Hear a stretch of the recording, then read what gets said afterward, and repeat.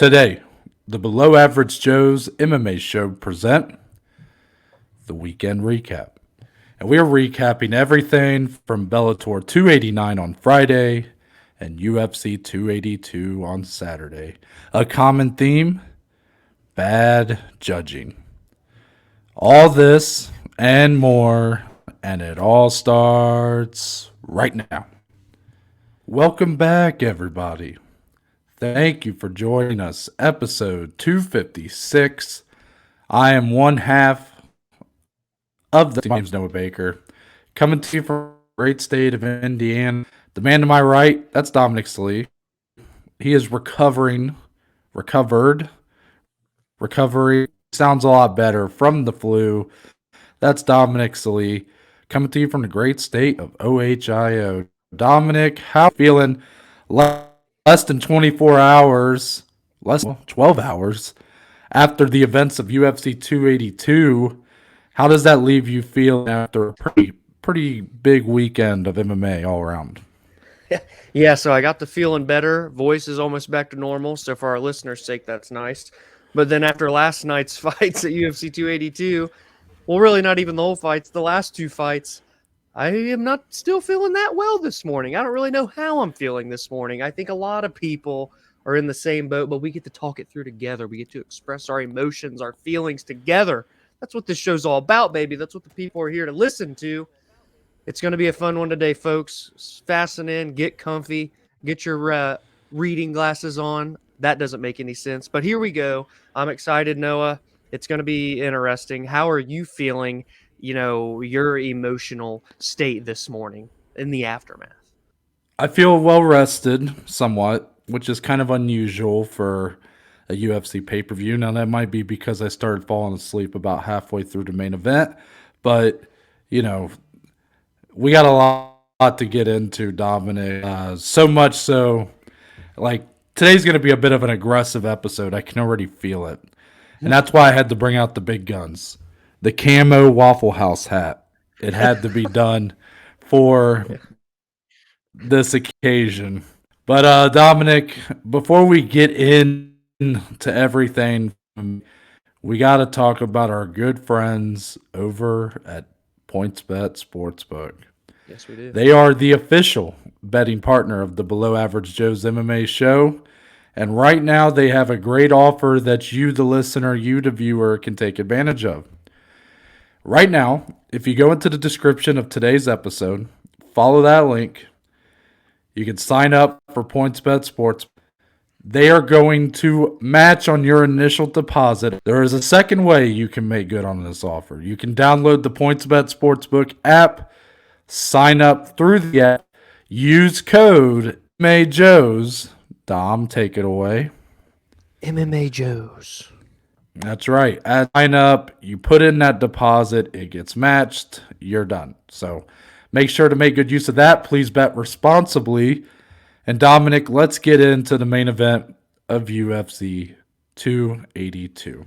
The title had been vacated by one Yuri Prochazka. He was originally scheduled to fight Glover Teixeira. Of course, that fight fell through. The co-main, which was also a light heavyweight fight, up to 5 rounds for the vacant strap. It was Jan Blachowicz versus Magomed Ankalaev. And Dominic, the worst outcome I could have envisioned happen. They fought to a split draw. So not nary a title was awarded on this night. There is still no light heavyweight champion. This division's kind of a mess now. And I want to get your thoughts. Obviously, the headline here is sort of leaning in a direction that we're going to take this about the judging. Get your thoughts on the fight and your thoughts on what the judges came to on their decision. Yeah, so the fight was interesting. I felt those early rounds, especially Jan, I felt we were going to have another Polish power moment. I thought he was going to do it again, I thought it was going to be one of those, and it looked like he was en route to that, especially rounds 2 and 3. The calf kicks that he were landing on both legs of Ankalaev were very damaging. Ankalaev was getting to a point where I feel like any other calf kick that would have landed after, he would have just fell down every time and potentially ended in a TKO victory. But, however, Ankalaev was able to weather that storm, completely change his game plan, do a 180, go to his grappling in the championship rounds, and he finishes those pretty decisively, pretty dominantly. So much so that I felt like at the end, Noah, we had a pretty clear winner. We had a new champion in the light heavyweight division, and that whole weird fiasco was going to be put behind us, and then he would go on to fight Glover. And that's not what happened at all. We had a vacant title fight end with still no champion. It's absolutely insane, this set of circumstances. And that's where we get into a split draw. I cannot really recall a fight, at least in the breakfast brain this morning, that I've ever heard of a split draw in a very, very, very long time. One judge gives it to Jan Blachowicz. One judge gives it to Magomed Ankalaev. And one judge scores it right down the middle, 47-47. And I was just left utterly perplexed, Noah, sitting on the couch with our good friends last night watching that fight and watching that result be read off after a very interesting result we're going to talk about in a second in the co-main as well. What a weird way to end a card that was so incredible up until the last two fights of the evening. And really, when you look at a split draw and a championship fight with no new champion coming out of it, it's unprecedented stuff here, Noah, that we're dealing with. So it is quite in rare company. I got to be honest, Dom. I put the headline here. Really thought I was going to come on here and go after the judging and start it right here. But I can't do it. I'm all right with the draw. I'm okay with the draw. I am. I actually was expecting you to come out a little more hot and heavy in your opening statements, because I know that I figured you were more in the camp that had scored the fight for Ankalaev. It is a terrible way to end a card. Absolutely terrible way to end a card. But I don't think it was a bad call to make this a draw.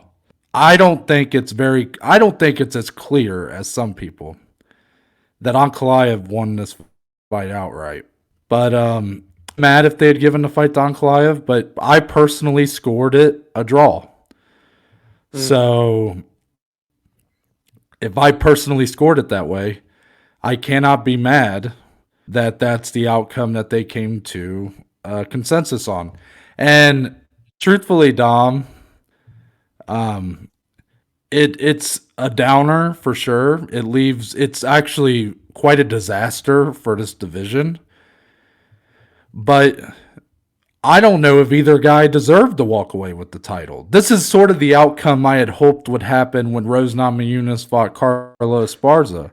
It felt when Carla won the title, because I was like, that's not a title-winning performance. Both guys had their moments in this fight. This was not a Rose versus Carla level bad fight. Blachowicz had the great success with the calf kicks early on. And then Ankalaev had great success in the later rounds with getting the takedowns, landing some good ground and pound, keeping that top pressure. But it was such a snooze of a fight halfway through that I honestly, my scorecard read 47-47, but I just didn't care anymore. And I think that's the problem is if you're going to award the title off this to Ankalaev, the guy who's kind of been thought of as perhaps a future title holder, this isn't the way that I want to see a guy start his title reign. Not with that.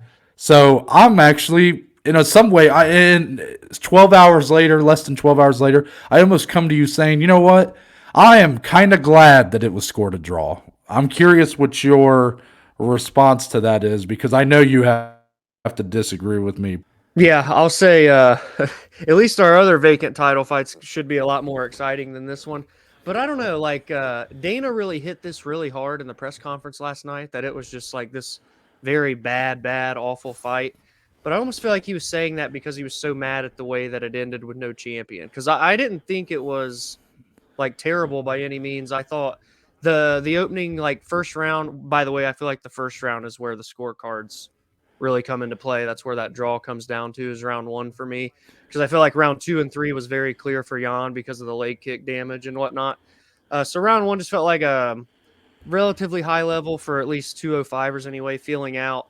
Round 2 and 3, Jan was getting the advantage on the feet, which I guess I expected to a certain extent, but not in the way in which he was doing it.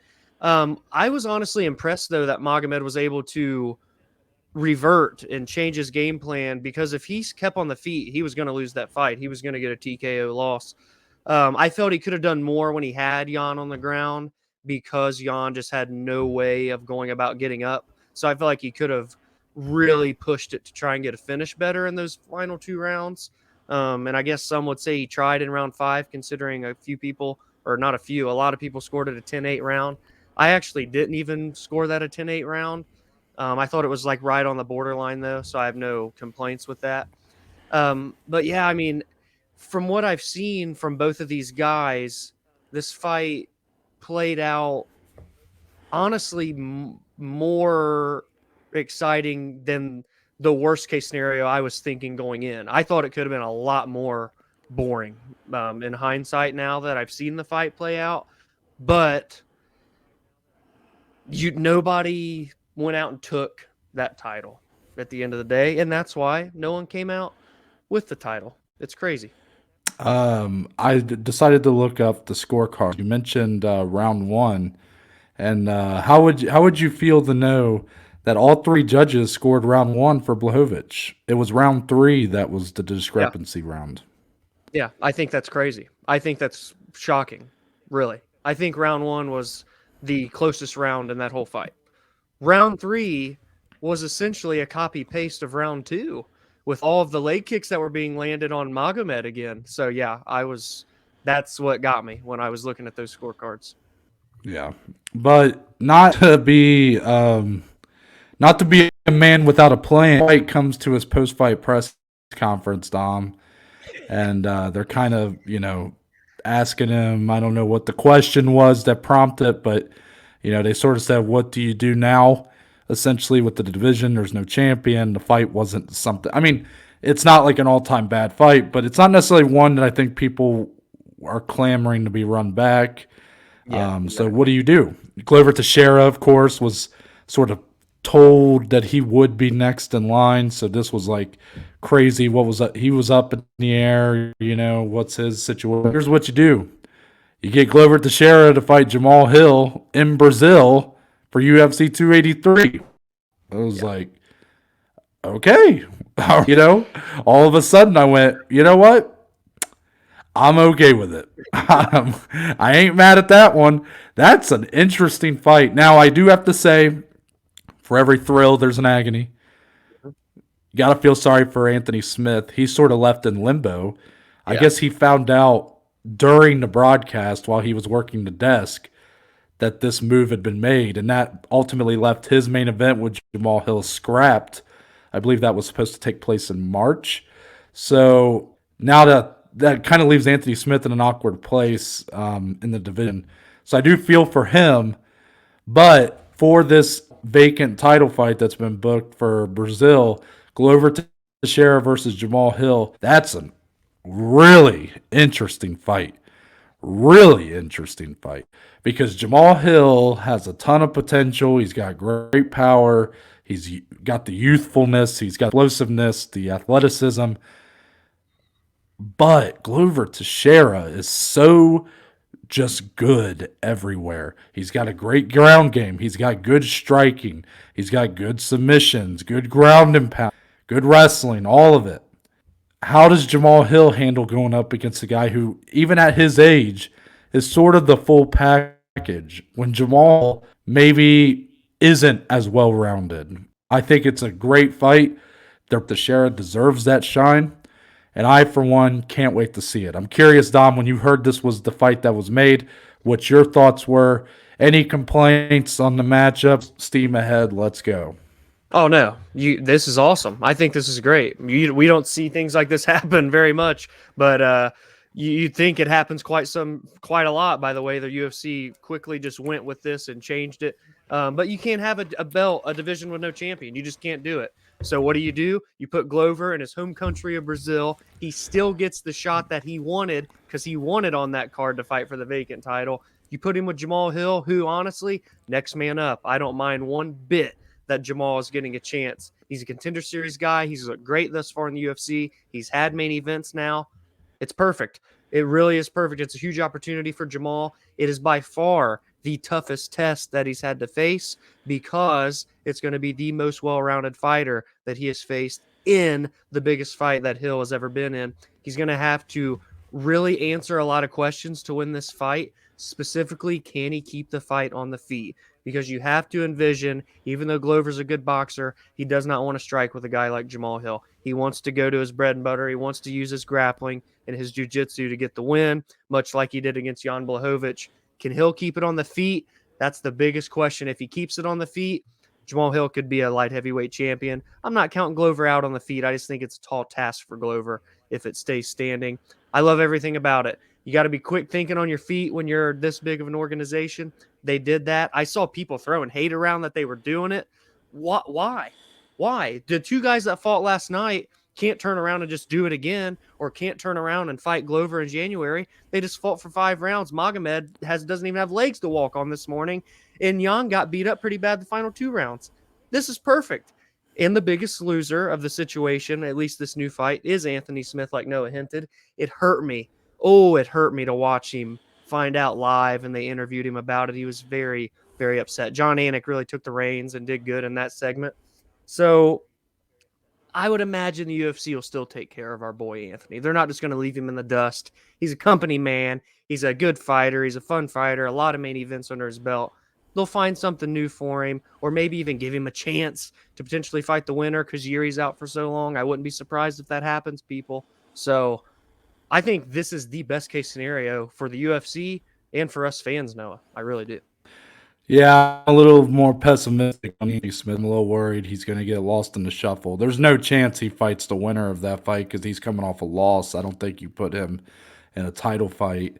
But maybe he does get on Ankalaev or Blachowicz.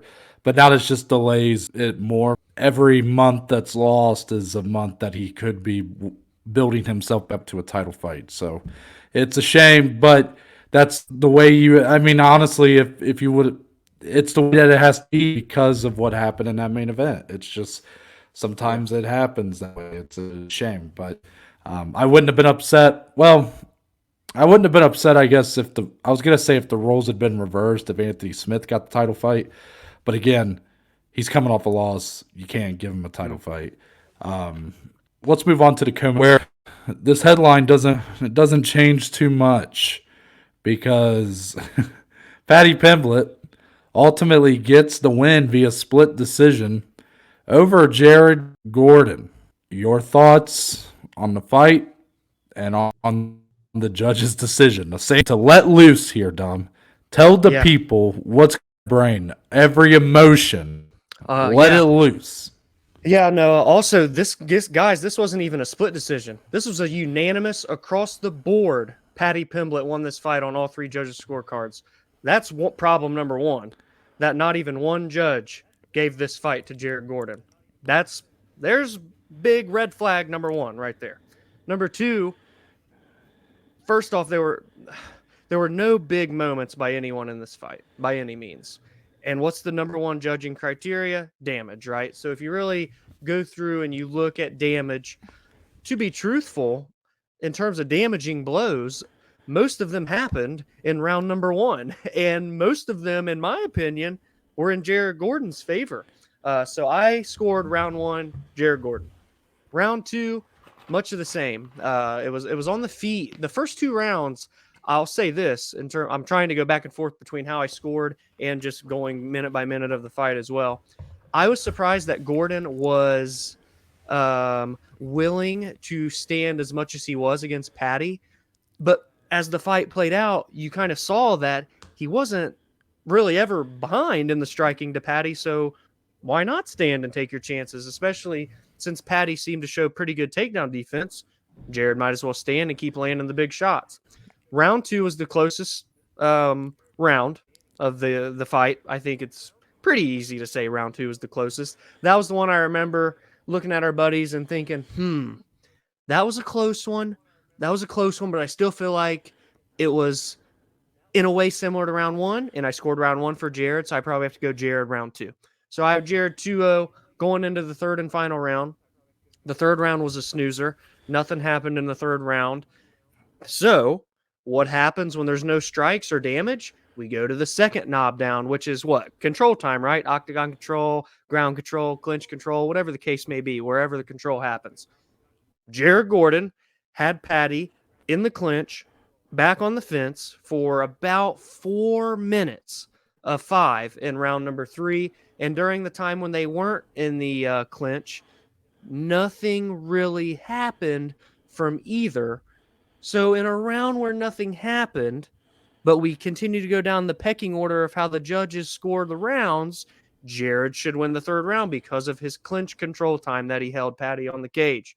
So at the end, it's 3-0 Jared Gordon. I scored the fight 3-0 for Jared Gordon. The only round I could see Paddy getting is round 2, which still means 29-28 Jared Gordon. So I do remember, though, when the fight ended, I thought it was so weird. I said this all in like the same breath.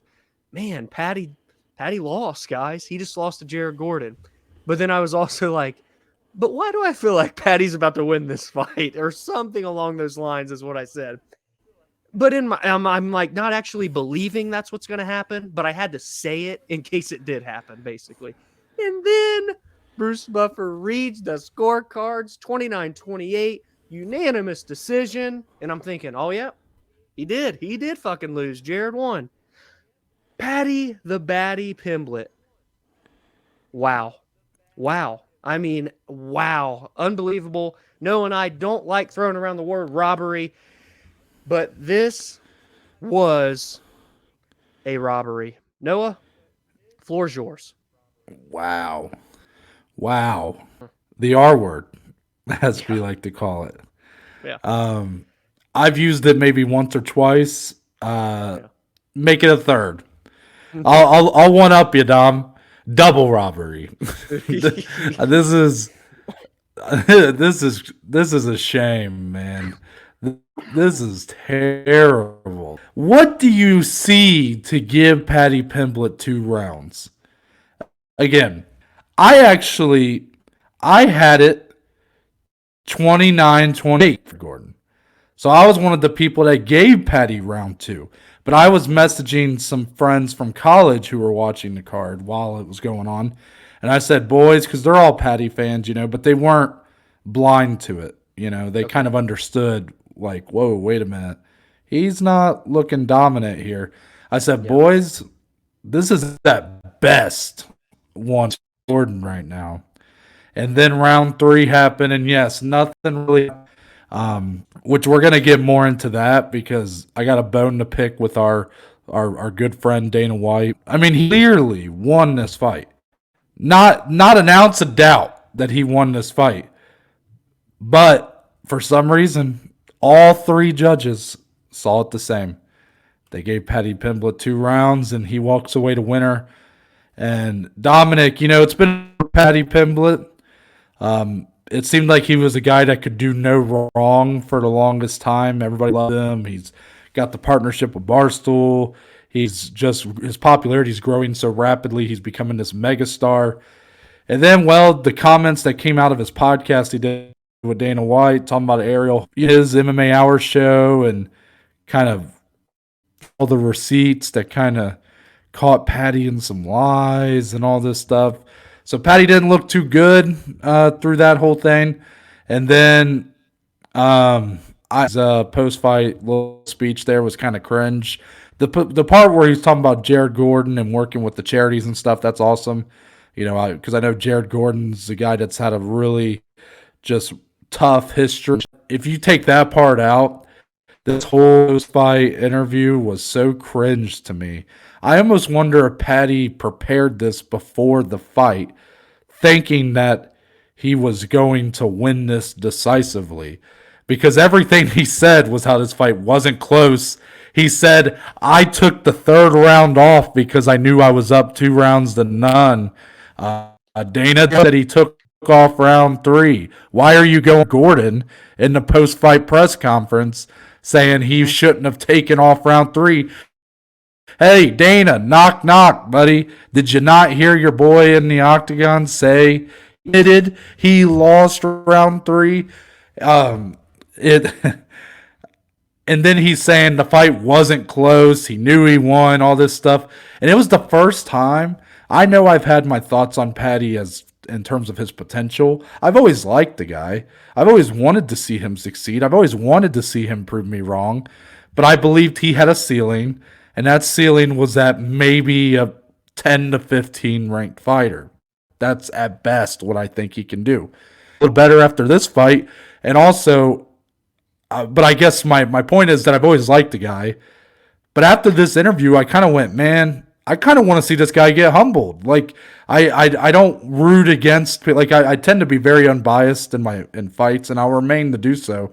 But I can't help but while the interview was going on and when it was over, I went, man, this guy needs to kind of be knocked down a peg or two. Like he doesn't realize how he just got handed this win, and like he just tried to play it off like he was asking for fight of the night and all this. He showed zero self-awareness here, Dom.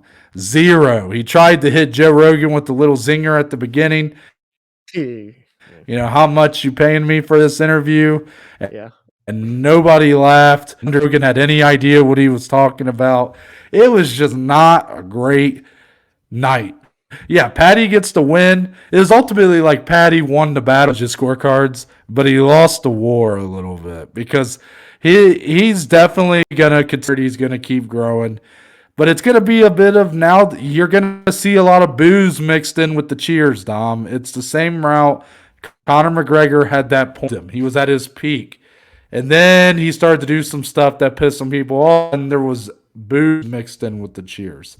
Paddy's the kind of personality that maybe it was inevitable that he was always going to be kind of a decisive figure. But this week, they're not a universally beloved fighter any longer. He will now be a very controversial fighter. He will be split down the middle. There will be people that are saying Paddy's overrated. He's not that good. And there will be people that are saying Paddy's a future champion. And if you don't think so, then you suck. You know, whatever. But I can sit here firm today and say I'm doubling down on what I've said about Paddy up to this point. He's good. He's not great. And I'm staying by that. Yes, one fight is not enough to, he still has time to improve, of course, and get better and better. But based off what I saw, he got outstruck, and that's clear. He was out Jared Gordon. Jared Gordon landed the more damaging shots. Give Paddy Pimblett one of these killers in the top 15, and he will lose, and he will lose bad. Good fighter, exciting fighter. He is never going to be a title challenger or a threat to the title. Yeah, Noah. I think it's first I'll start with the fight week and then go into like what could be next. Yada yada yada. Not a good fight week for Paddy. Not good. It started controversially, but people were just kind of treading water, like people on both sides, whatever. And then this decision happens to be the icing on the cake. And then I really do see that narrative now where there's going to be people tuning in to see Paddy succeed and win. And there's going to be a lot of people tuning in to see Paddy lose. And it's kind of the same situation. We kind of felt this way with Hamzat during his last fight with all that situation. It's like these big stars that the UFC have, but now there's going to be people on both sides of the fence. And it really, from our standpoint, does make it more intriguing to kind of follow the careers now and what's going to happen. Just because we do stay kind of neutral. We can't necessarily pick too many sides when we're trying to bring great content for you guys about this sport. So in terms of his skill set now, I think it's safe to say that I was a little bit higher on Paddy than Noah, and not saying that I never said he was going to be like a champion or anything, but I was just a little bit higher. We kind of just would go back and forth. Nothing ever too extreme. But now, wow, we're probably as close as we've ever been on Paddy in terms of his potential and skill set, Noah, because I'm looking at the top 15 right now. And I'm telling you, I don't see one person that if Paddy were to get in his next fight, or maybe even next 2 fights, that he beats. It's in a way not his fault because he's in the most stacked division, right? But if you really do look, he got outstruck by Jared Gordon.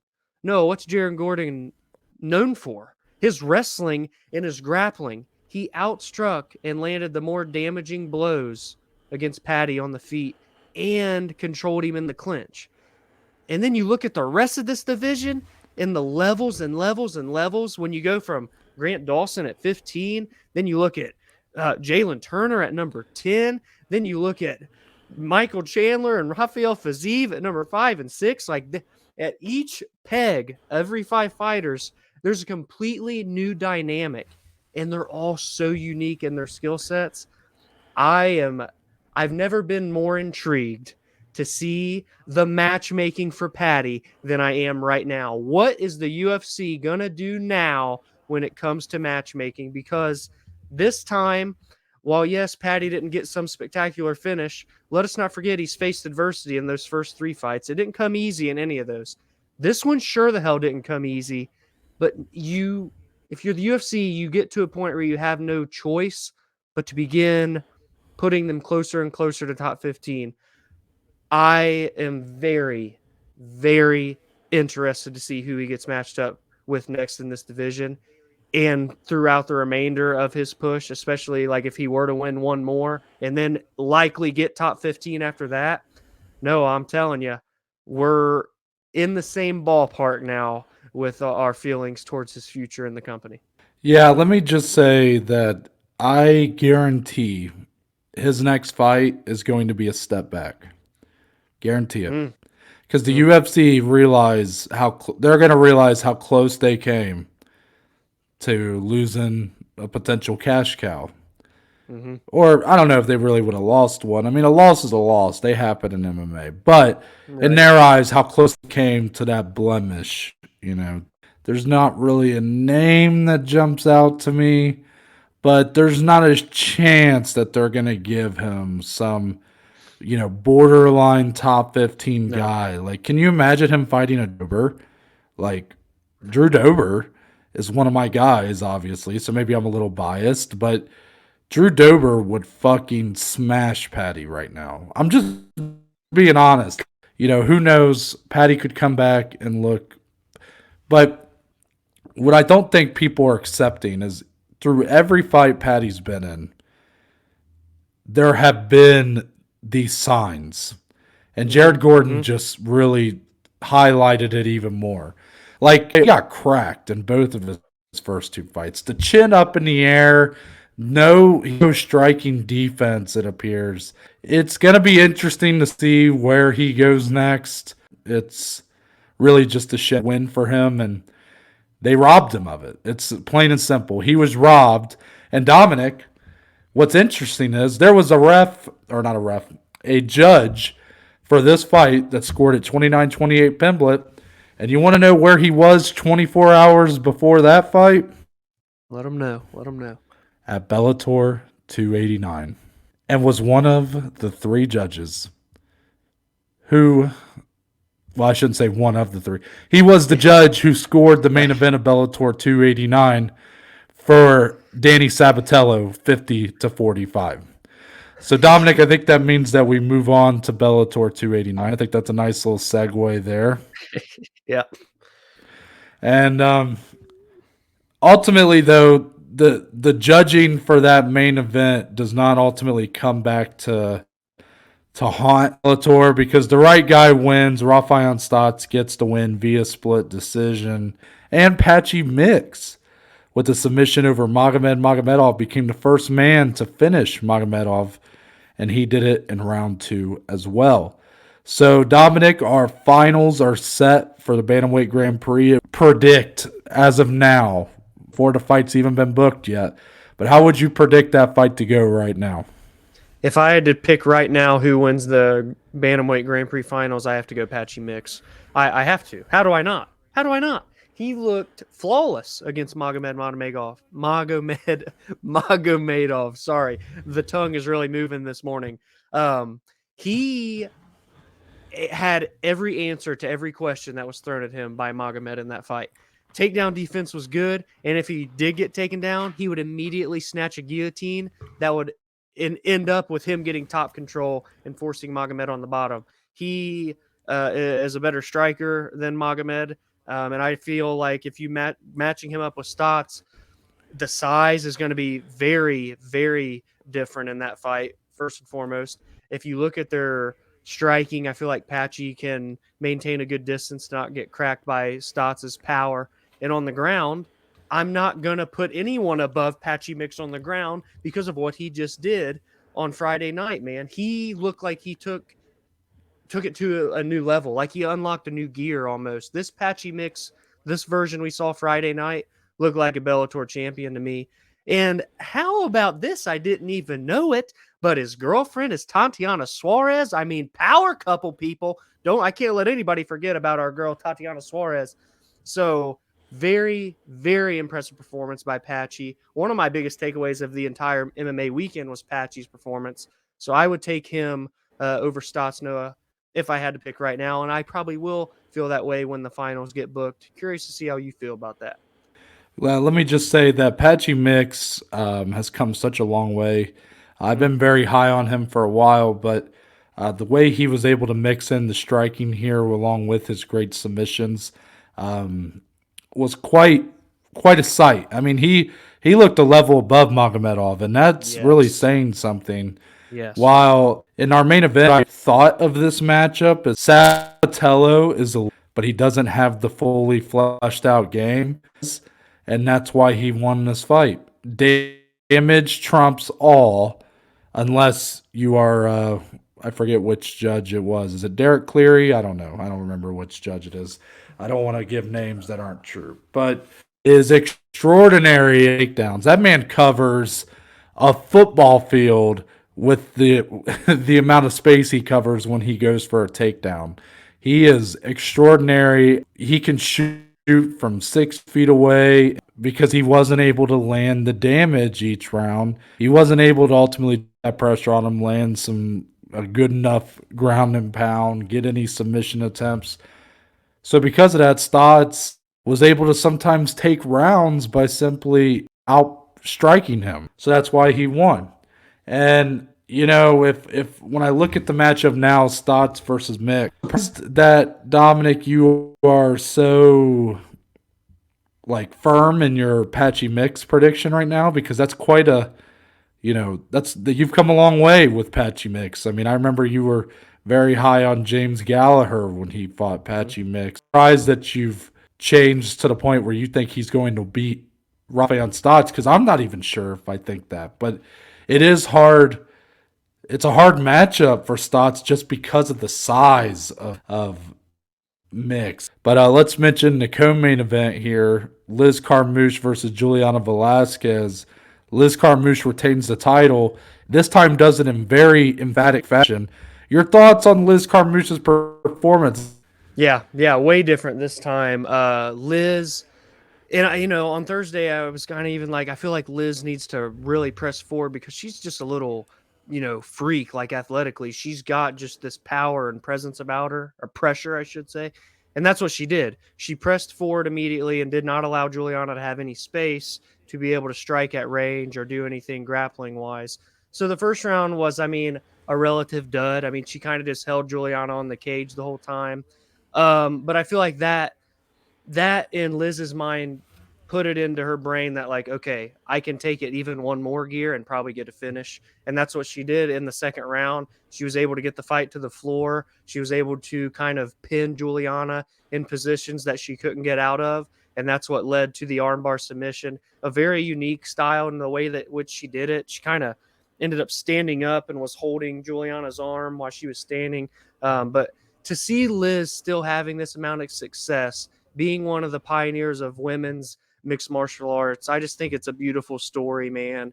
And the fact that she was now able to do it, get this title defense out of the way against a rival with no controversy, no questions, no doubts were left. I think it's a great story. I think it really is. I don't know really how many fights she wants to continue doing, but she's undefeated in Bellator now. 4 out of her 5 wins are by stoppage. It's almost like she's just kind of gotten a second wind in her career, and it's nice to see her succeeding. So, more power to her for as long as she continues to fight. Did you kind of have any differing thoughts, or do you think Liz made the proper adjustments to get a decisive victory in the second go around? Yeah, I just think that she showed a lot here. And this is another one for Juliana Velasquez that's a bit disappointing, Dom. She just doesn't quite have the full rounded game like Liz Carmouche does. Someone who's really fought for so many promotions, different types of fighters. She's been there from the beginning. She's really developed a well-rounded skill set. Juliana Velasquez just doesn't have that. She's sort of disappointed. Been in since then. The Denise Kielholtz fight was much closer than I think we had anticipated. Then you look at the first fight with Carmouche. Velasquez looked great early and then finished in round 4. Like, that's disappointing. And then here she comes back and gets a finish. It's weird the way Velasquez's kind of career has gone since beating a long-standing champion in Ilima-Lei Macfarlane. She's sort of fallen back toward the median ever since then. She looked like she was a really top-level talent, and now she's sort of just kind of she's just among the rest of the women in the division. It almost seems like it's kind of a shame. It's nice one who's a veteran, like I mentioned on Thursday, fought in the very first UFC women's fight against Ronda Rousey, very first title fight. For her to kind of full circle, come here at the twilight years of her career and make a sustainable title run. I don't know which fight's next for her, but forward to seeing what she's got left in the tank. So I looked up the scorecards for Paddy Pimblett, Jared Gordon. It was Doug Crosby was the judge in question. So that's the judge who also scored Sabatello 50-45 at Gordon fight. Chris Lee was also one of the judges. So we knew we should have known that was just doomed from the start, right? Yeah, not a good judging combination, Noah. Let's get into the rest of UFC 282. Dricus du Plessis submits Darren Till in round 3. This ended up being your fight of the night. And it also kind of sloppy in parts. It's sort of hard to one. Round 1, Dricus just unloaded a bevy of shots with Darren Till against the cage. Had him down on a knee. Darren Till trying to work his way back up. Dricus with that right arm. Was using his head as a punching bag just over and over and over and over again, landing these shots. And Darren Till seemed to be more focused on telling the referee, do not stop actually getting out of it. Man, he was itching to jump in and cause an early stoppage. You could tell he was lined up like he was Usain Bolt about to try to beat the world, try to get the quickest referee stoppage in UFC history. I could see it in his eye. But he had exhausted quite a bit of his energy, looking a little more tired, and Darren Till started piecing him apart. But then, Dom, round 3 comes, and the whole Achilles heel for Darren Till in this fight, once again, really known for his takedowns, but he landed him after the fight. Darren Till did say he thinks he's out again, which, if that's so, just how unfortunate for this guy. Just another string of bad luck and bad injuries. So if he was fighting with a torn ACL again, that sort of explains why he just sort of lacked any sort of takedown defense in this fight. But he does ultimately get Dricus gets the full mount. Obviously, Darren rolls on, to get his back, and then a choke's put in, and Darren looked like that might have been kind of what took it out of him. Dana said that afterwards. He said that he felt like that slam that Darren ate in round 3 was likely would zap any hope he had left for winning. So that's why the tap kind of came kind of quick. So Dominic, a big win for Dricus, a big loss for Darren Till. Dana didn't seem to believe that this would drop Darren Till's stock at all because it was fight of the night. It was a great fight, back and forth. But what do you think? And that was part of my reservations with Darren Till. The injury history, the performances that we've seen, the lack of activity.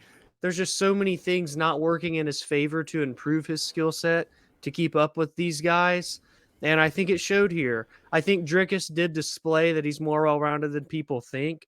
But at the end of the day, when someone doesn't really have takedown defense, it makes it a lot easier on Dricus to display his grappling. So it's a shame. And man, if Darren really did tear his ACL again, that's just, it's so unfortunate for this guy. A guy who came into the UFC and just really grabbed it by the balls and was catapulted quickly to a title. It's just, what a tale of two careers, really, it's been in the UFC for Darren. So I wish the best for him. I hope he didn't get a serious injury.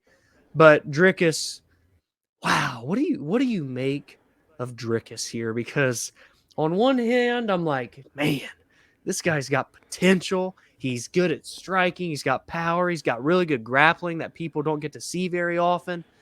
But then on the other side of it, sometimes he can really I don't know, like he gassed himself for a round, but then he looked great in the third round. So maybe he just, if he goes hard one round, he has to take next round off. Then he can come back one off, snip, snap, as Michael Scott once notoriously said. But I don't know, like it's I'll say it's going to be interesting to see how Dricus can fare with this top 10 competition, because yes, Darren was number 10, but Darren never, at least shouldn't probably have been number 10 in this division. I don't know. Maybe that's too harsh, but I don't necessarily think he should have. But now he's going to fight legitimate dudes that have been fighting for titles, and like the Cannoneers, the Stricklands, the Bobby Knuckles, those types of guys. So how's he going to fare with this next step up, the Derek Brunsons even, who have good grappling? That's where I think Dricus can answer more questions. Like, he's answering a couple here and there for me in terms of showing me his skill set, but there's still holes that I feel like we need to see patched up for him to really, really take that next leap. But he's at a point in his career where I think they can be at least duct taped, where he can get past these guys and get to a big opportunity. So we'll see what happens, man. I'm excited for it.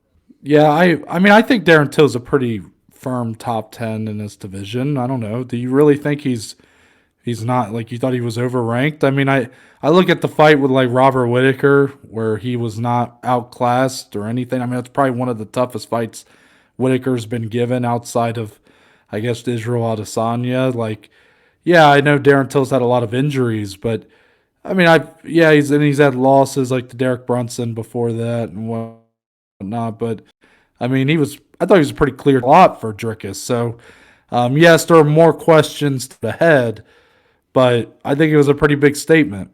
Yeah. Oh, it was definitely a statement win. No ifs, ands, or buts about it for Dricus. So, I mean, yeah, I don't know. It's weird, my relationship with Darren. It's just rocky right now. I don't know. I just view the inactivity and the injuries. It's like, I guess he's number 10 because there's not a lot of people that come into this division very often in the back end. So that kind of cements it, I guess, too. But there's a lot more different levels and different types of fighter that Dricus needs to fight, I guess, is the best way to put it. Yeah. Ilya Tuporia, Dom. He told Bryce Mitchell when they faced off, he said, "I have to finish you, brother, but at least you'll still have your effing farm." And, well, he finished him, brother. And he did it pretty decisively. He submitted Bryce Mitchell in round 2. Submitted him, Dom. Yeah. This man's doing it. He's submitting Bryce Mitchell. The guy is as legit in the octagon.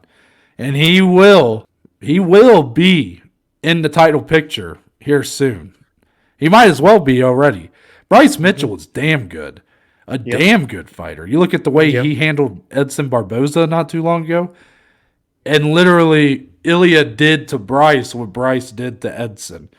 Ilya is a terrific fighter. And not to go back to kind of bashing Paddy, but I hope any Paddy fans out you want none of hand sanitizer, boy.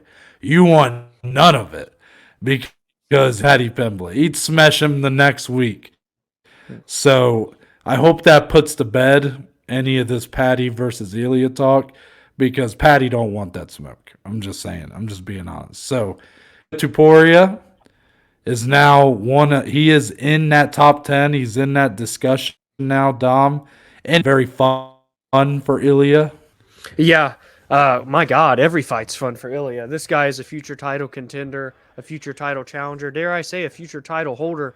He's 25 years old, and if you weren't impressed by this performance, in the beautiful words of GSP, I don't know what type of performance you can be impressed by because he dominated this fight everywhere that the fight went. And the fact that he can keep such a aggressive pace and not really look tired, I think that's impressive too. Like, yeah, I get it. This isn't 5-round fights. But Noah, maybe, just maybe, the guy earned a 5-round main event against, I don't know, maybe a guy like Giga Chikadze, maybe a guy like Calvin Kattar.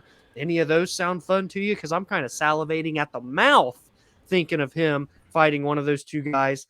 Give the man his first 5-round main event. Give him a perennial contender at 145. That is what should be next for Ilya Topuria. He is going to be approaching title contention very rapidly in 2023, I do believe, Noah. I think there's a name you missed in there as a potential opponent. The name is Max Holloway. That's who should be fighting Max Holloway next, is Ilya Topuria. And I almost wonder, Dom, if you didn't mention it because you might be just a little bit scared of what Ilya might do to Max Holloway. Your response. Yeah, I mean, Max's chin has proved to be great thus far, but Ilya Topuria sure the hell hits like a Mac 150 truck coming in at your face. I think that's a great fight, but I feel like that is the type of fight that, while is hugely, hugely rewarding should Topuria win, it could also be a fight that you push this guy with a lot of hype very quickly to the number one guy, and then he could potentially realize the next step in a way. You know what I mean? Is that fair? And that's not a Max fanboy coming out. I think I'm just kind of keeping it real here because I feel like launching Ilya from a Bryce Mitchell dominant performance to Max Holloway is just a bit more than he can chew right now. He could prove me wrong. I just don't think that's what the UFC should do next if they want to really capitalize on his rise. That's all. I'm kind of looking at the matchup even from Max Holloway's point of view. Max Holloway was utterly by Alexander Volkanovski from 3 times. So because of that, he's firmly out of the title picture for now. Mm-hmm. Sure, could you put him up against the Giga Chikadze, or, I mean, could you run back him and Ortega, or run back him and Kattar, or him and Korean Zombie, or whatever? Like, yeah, these are all, like, good fights, but none of them, there's not really a whole lot at stake because when Max is already kind of the title picture, what is there to gain if you're the Korean Zombie, who is also firmly out of the title picture? You know what? There's not a whole lot at stake for that fight. If you put Ilya Topuria in there, though, a guy who, you know, that would be a big jump up for him, and he were to win, sudden it's like, whoa, wait a minute. This guy, sudden, you look at him, challenger maybe. And for Max Holloway, it's technically a step backwards. It won't get him any closer to a title picture, but there's no fight for Max Holloway that gets him any closer to a title again. So that's why I think that would be a great fight to make more than any other Holloway. I'm looking at it more from Max's perspective, I guess. Yeah, that's an interesting viewpoint on it. Max is just, that's the problem, right? I think for the UFC in trying to match make Max is like, what do you do? Like, you put him in these fights, and if he wins, great, but it doesn't do anything necessarily for him. But if he loses, then it just catapults someone else. That's the predicament here with Max Holloway at 145 pounds anyway. So if he stays at featherweight, I think it's a very interesting situation on how the UFC goes about it. If he leaves and goes to like lightweight, obviously, then that's a whole new story, and it opens up the gates for these guys. So I don't hate it. I think it would be a huge opportunity. I'll say I'll be shocked if that's the fight the UFC makes. All right, next one. The youngest signing in UFC history, 17-year-old Raul Rosas Jr., is now freshly 18. He's a senior in high school. He got the first round submission over Jay Perrin. There was a lot of interest for a lot of my friends that aren't like fans. They were texting me asking about Raul Rosas Jr. and he looked damn good. So I think he killed it. But it seems like his name's caught on a lot quicker than like Chase Hooper's did, who also came in at like 18 or 19 years old. So, there might be something here with Raul Rosas. Yeah. Oh, I think you could have said it better. The place went nuts for him. The place acted like he was some UFC veteran that's been there for 20 fights before. I was shocked at how he was. They gave him the prelim headlining spot. Clearly, they made the right choice. There were a lot of people there that got to see him perform, and he gets a first round submission over a guy that has more experience and has a couple UFC fights under his belt. Dude, kid's impressive. 18 years old. There's no hurry. That's the beauty. There's no hurry to rush him. You can take your time building him. You can let him really improve fight by fight with his skill set and the type of matches that you give him. And I think he is a perfect example, Noah, of the next wave, the next generation of the sport. And he's a perfect example of how nowadays there are people coming into this sport who start as kids training the all-around sport of mixed martial arts, whereas traditionally, these years past, people will start as wrestling and then they work into MMA, or they start in judo and work into MMA, or jiu-jitsu and work into the whole game of MMA. Now, and he's 18 years old, the guy was born in 2004. He was born in an era where the UFC was about to boom. They were really about to take off, especially as he was actually growing up as a child. Therefore, he begins training at a young age with the full range of skill sets. He's training striking when he's a kid. He's doing jiu-jitsu. He's doing grappling. All of this at the youngest age is going to lead to more and more fighters like this getting into the biggest organizations in the world at 18, 19, 20 years old, etc. Well said. Next up, Jairzinho Rozenstruik gets the 23-second TKO over Chris Dawkins. How much does this actually do for Rozenstruik? Get the stench of that Ngannou loss off of him finally, and he can kind of be reborn like the Phoenix and all of a sudden go on a big run here? Or is this just heavyweights being heavyweights? Oh, this is definitely heavyweights being heavyweights, Noah. And Rozenstruik, though, the first fighter in UFC history to have 3 wins in 30 seconds or less. So that's quite a stat right there. Don't know if that'll be broken anytime soon. But truthfully, I feel like this fight said more about Chris Dawkins, unfortunately. We're talking about a guy that came in 4-0 very quickly in the UFC, all 4 by knockout. Now he's lost 3 straight fights, all of them by knockout, but they came when he got the significant jumps up in competition. I don't know. I think we've maybe saw Chris Dawkins not even rise too quickly, but reach his ceiling very quickly. And now I don't really know what the future could hold. Yes, he's fighting the top guys. I understand that. But I just leaves a little worry, I guess, if you're a Chris Dawkins fan. Like, don't get me wrong, it's great. Biggie Boy ended his losing skid. He's back in the win column. But a win over Dawkins, who is already coming in off of a skid in his own right, doesn't necessarily move Rozenstruik, up that much. So I think the bigger takeaway here is on the Dawkins side. Yeah, I completely agree. Because Dawkins was beat him and Tom Aspinall were the two. And it's crazy to see, even though Aspinall, of course, has the injury, how much further he's gotten than Dawkins. Even though their rankings may not be that far apart, it just seems like Aspinall is so much further ahead than Dawkins at this point. Luckily, this was a pretty fun fight, back and forth adversity to do it, but he gets it done in round 2, 2 minutes, 49 seconds in. It's a big win for Chris Curtis, correct? Oh, it absolutely is. It's a huge win. It definitely was down, man. But again, I think it just says more to Joaquin Buckley. He's better than and maybe I'm just creating some narrative, or maybe just not that many people talk about Joaquin Buckley's skill set all that often. But I always paint it out to where people are disrespecting his all-around game. But I'm going to keep doing it because I got to give respect to Joaquin Buckley. He's so much more than what that highlight reel knockout said about him in 2020. But he looked good here. But Chris Curtis is just so durable, and he's so he stays composed outside of the Jack Hermansson fight, right? He let the emotions get the best of him there, but for the most part, in terms of the fights, he stays composed. He was able to make proper adjustments. He caught the kick by Joaquin Buckley, held it, landed a beautiful knockout punch. He's just a phenomenal boxer, very good in the stand-up game in terms of his IQ, and he has power. He needed that. He's now going to be able to stay in the top 15. He has a good record, 4-1 in the UFC. He's 35, so he realizes, and he's made it clear, that his window is not that large, but he's here for a good time, not a long time, and he proves it here again, Noah. I got to respect our Ohio fella.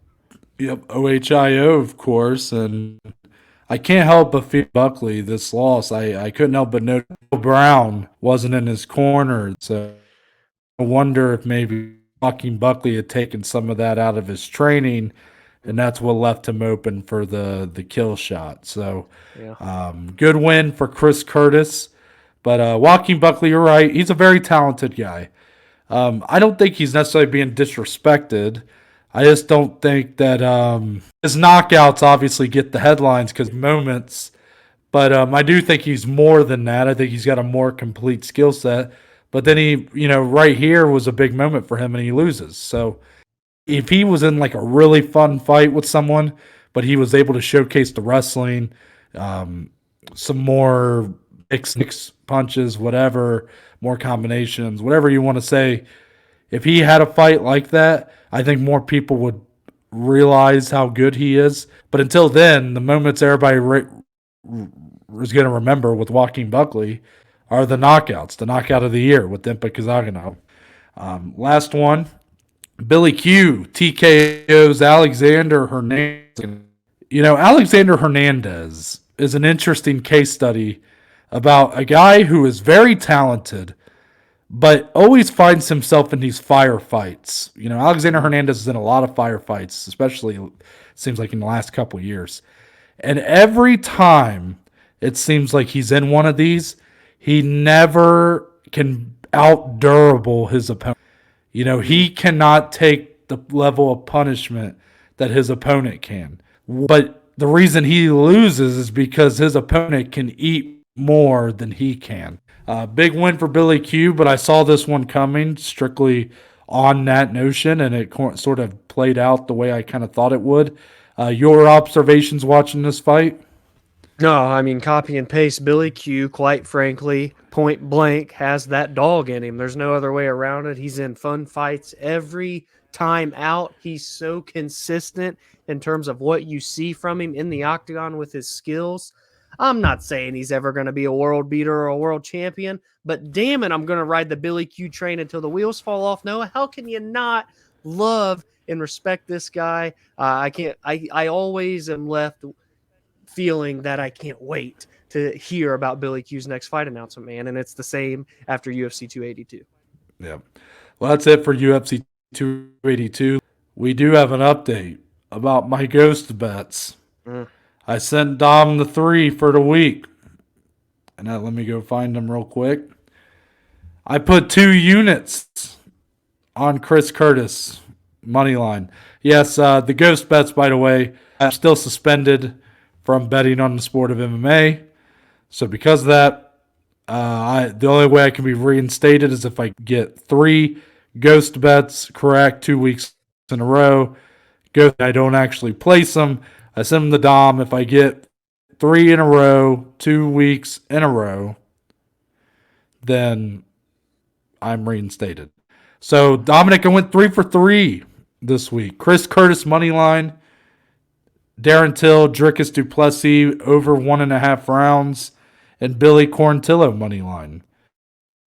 So I actually went 4 for 4 because Junior J. Perrin under 2.5 rounds, but I replaced it at the last second to Dom. So 4 for 4. That means this is a big week because if I go 3 for 3 again, instated into the below average bet slip, but you were carrying the fort this week. Anything that stood out to you? Yeah, it's great, Noah. 2 weeks without you, 2 weeks of me losing my ass in front of our worldwide audience. That's the biggest takeaway for me. I need you back. That's what I need. I need Noah back in 2023. Listen, guys, again, let me start with Friday night because, who am I, right? I take one chance at when we're in Chicago, Bellator. I go with a big, heavy favorite parlay and it hits. I'm like, shit, I'm going to do it again. It's going to hit again. No, one of the 4 legs on my Bellator parlay hit. Never betting Bellator again. But into UFC 282, holy shit, was I left panicking? Was I left in pain throughout last night? Noah's got the text message receipts because I was wanting to make up for losses. I was wanting to continue making these plays because I didn't want to keep on losing all these bets. But then if I really do look at my bet slip here, no regrets, Noah. No regrets. Because Simon and Kozlo under 1.5, I love the odds being at plus 100 because those guys combined for like 1 or 2 decisions and 13 fights in their careers. And so being at plus odds, I just really loved it. But I knew that I'm like, okay, maybe it doesn't hit. So I put the 2.5 on the parlay down there on the bottom. That fight ended. Oh, I forgot we didn't talk about it in the rest. It was very shortly thereafter the 2.5 missed that it hit. So that's what causes the 2-leg parlay to miss down there at the very bottom. Because Rosenstreich, shit, I surely didn't have to worry about that one hitting when it happened in 23 seconds. Then you want to talk about Till and Duplessis. You want to talk about heartbreak under 2.5, misses by 13 seconds. Are you kidding me? I thought I was going to throw up my Papa John's pizza, Noah, all over JP's dog. It was just a complete emotional damage if you've ever seen those TikToks. That's what UFC 282 was for me, and it didn't help when the 2 fights ended the way they did. I can't talk about it anymore. I'm on a losing streak. Noah's on a winning streak, but he's not even with me on the bet slip. I'm in shambles. Whew. I could really see you talking through it there. You know how some people tweet through it, like when they're in pain. I do that a lot. I'm sweating. It's okay. Look. I understand. Even though I thought when I suspended myself, it was going to help things because I've done a lot better than me. So now it'll give him some shine. He'll be able to kind of carry the bet slip. It'll get better. Well, then I realized I've actually put a ton of pressure on you by doing this. Because now we're basically just done. There's no longer just our pick. So you can't, if you have a bad week, you can't blend in. Now it's just all on Dom. Yeah. So, yeah. I guess I didn't really think about that when I did this, but that's okay. That's all right. Better luck next week. Dominic, maybe in 2023 I may be back. But Dominic, there is only one way that we end the show around here. I'm actually going to go first time, Dom, because I just want to give a shout out to one of our good friends, Jake. He has been training hard in jiu-jitsu for the past, God, how long has he been doing it now? It's been a couple years, a year and a half, for a long time.